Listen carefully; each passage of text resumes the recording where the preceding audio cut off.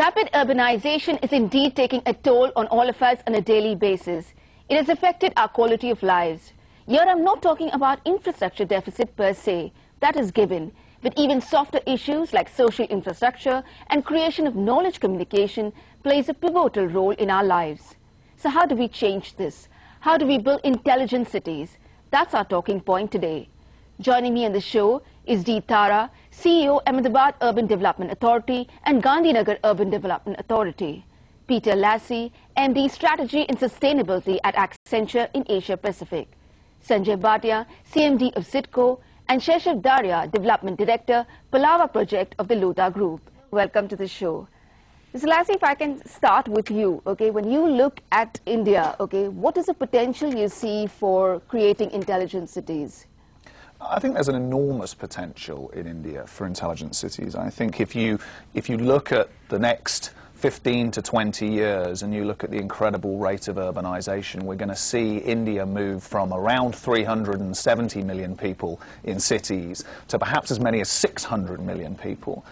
But as that transition takes place, you need to start to think about how to deliver public service of the future in a different way, how to deliver for citizens, how to deliver for people in the way they live and work and play.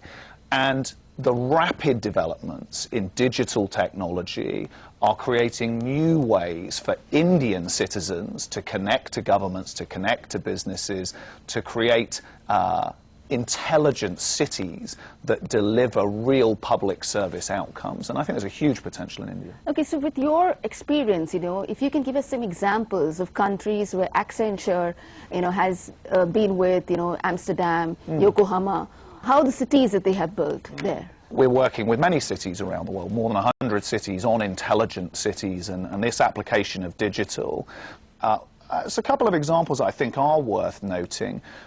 Amsterdam is an example that you mentioned. Amsterdam has been an example of working with a very well-established city, a historical city, and looking at how we use intelligence, analytics, cloud computing, social media, mobility technologies, and all of these advances to connect citizens, to create better public services, but also to do that across a range of issues: energy, water, waste, the environmental side of things, but then also looking at issues like education and health and public security. And I think these technologies, as they evolve, and I can give you other examples of Yokohama in Japan, or working with Singapore, or working with Boulder, Colorado, right around the world, but applied in the right way, intelligent cities is about bringing the world of digital to citizens and improving the way that they live, work and play.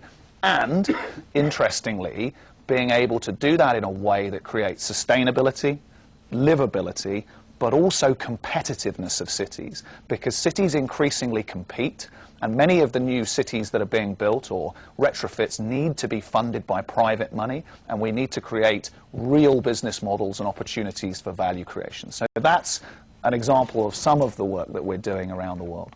Okay, Sanjay, if I can, given the scale and magnitude of revamping the existing mega cities, would you think it was prudent to, make a master plan approach, or then, prioritize key initiatives that would improve the city? In fact, you need to do both, probably. But if you plan a legal master plan, then it takes lots of time. So you need to have some sort of a structural plan at least when you go in for retrofit, that this particular area is going to be developed roughly on these lines. These are going to be the roads which are going to be broadened, and then pick up some key initiatives, that you need housing in this side, or you need to revamp a particular architectural area in another side. So I would say both, but have some sort of a structural plan. Why I said that was, if you were able to do a master plan, yes, very good. But in India, for preparing a master plan, it takes lots of time. You prepare, for example, suppose you want to do a master plan from Mumbai. Okay. It's going to take a huge time, then you're going to invite objections, and it's going to take ages. Rather than that, have some sort of a structural plan, roughly, and then go ahead and do the retrofitting with key priorities. Okay. So, Sheshav, you have created, the Lodha Group has created a 4,000-acre mega city, which is called Palava in Maharashtra.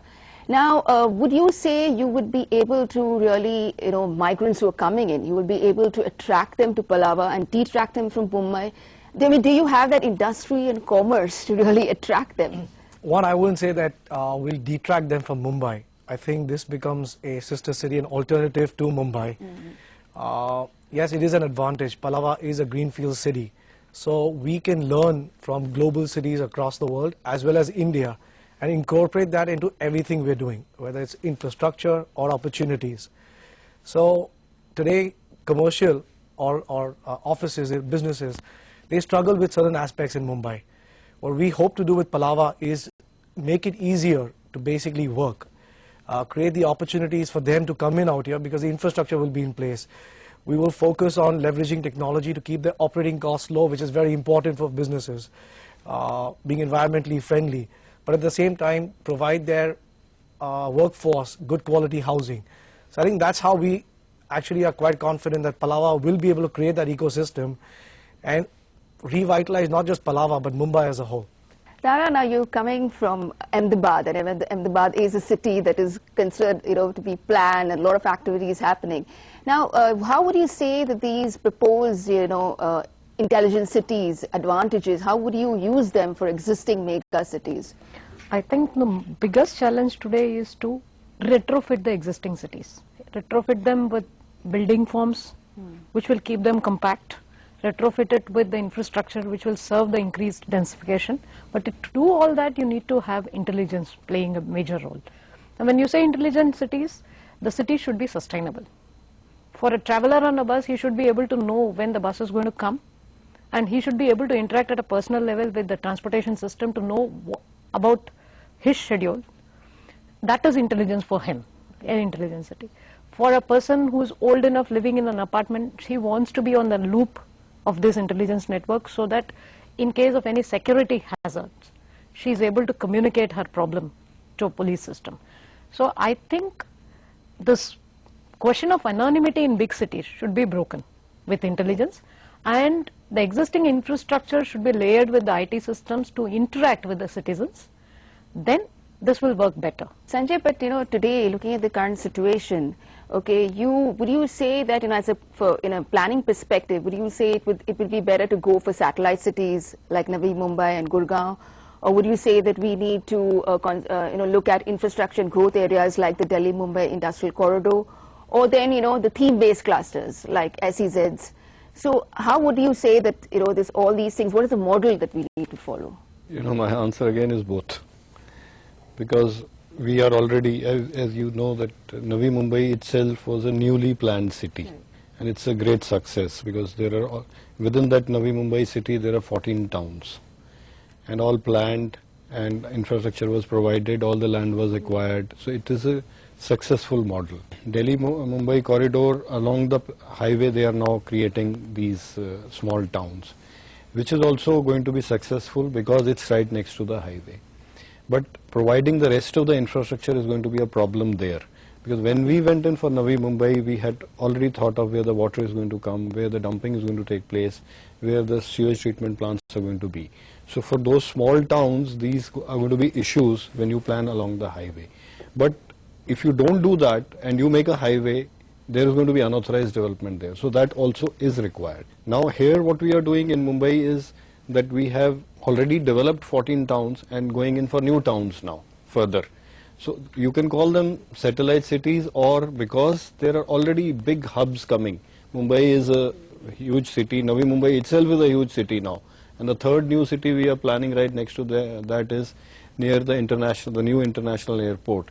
600 square kilometers, CIDCO has been declared as a special planning authority.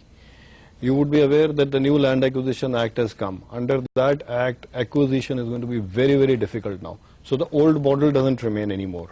So we have now planned a new model with a 50-50 sharing. In fact, slightly on the lines of what has been done by Tara in Ahmedabad. More voluntary than that, even without a backing of an act there. Completely voluntary. If you have 0.1 FSI today, if you surrender 50% of your land for infrastructure and for creating money for infrastructure, you will get 2 FSI. And you will get infrastructure free there. So these sort of incentives we are giving in these new satellite towns now.